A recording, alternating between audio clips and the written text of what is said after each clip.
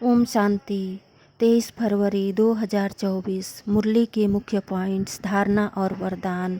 बाबा ने कहा, मीठे बच्चे, अब लौकिक देह के सर्व संबंध तुम्हारी बुद्धि से बिल्कुल निकल जाने चाहिए।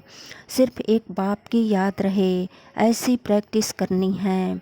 अगर कोई दूसरा याद आता है तो फिर यह नहीं कह सकते कि सदगति में जा रहे हैं।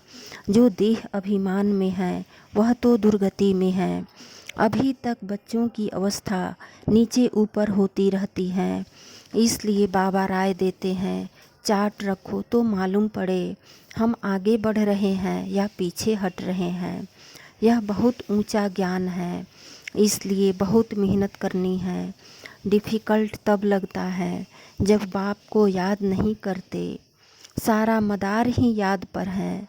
शरीर निर्वाह अर्थ काम धंधा भले करो, परंतु ज़्यादा झंझटों में नहीं फंसना।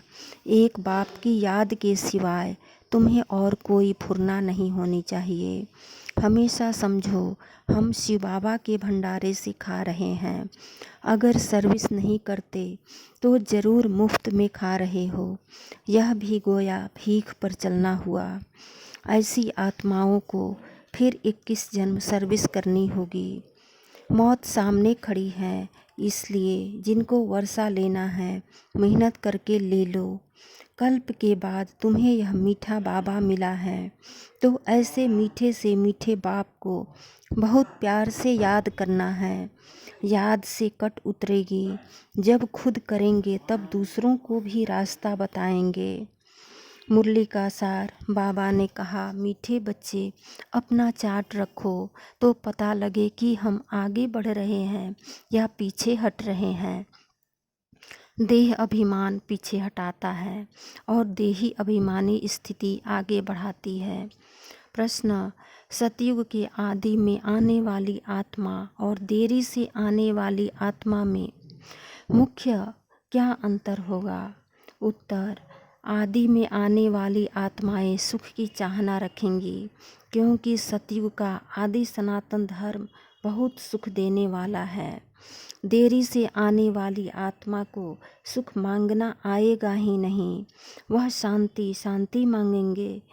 बेहद के बाप से सुख और शांति का वर्षा हर आत्मा को प्राप्त होता है। धारणा के मुख्य सार। पहली पॉइंट, शरीर निर्वाह अर्थ कर्म जरूर करो, लेकिन टू मच झंझटों में नहीं फंसना है। ऐसा चिंतन धंधे आदि का न हो जो बाप की याद ही भूल जाए। दूसरी पॉइंट, अनेक मनुष्य मतों को छोड़ एक बाप की मत पर चलना है। एक बाप की महिमा गानी है। एक बाप को ही प्यार से याद करना है, बाकी सबसे मुंह निकाल देना है। वरदान, बेहद की वैराग्य वृत्ति द्वारा पुराने संस्कारों के वार से सेफ रहने वाले मास्टर नॉलेज फुल भव। पुराने संस्कारों के कारण सेवा में व संबंध संपर्क में विघ्न पड़ते हैं। संस्कार ही भिन्न भिन्न रूप से अपनी तरफ आकर्षित करते हैं। जहाँ किसी भी तरफ आकर्षण है वहाँ वैराग्य नहीं हो सकता।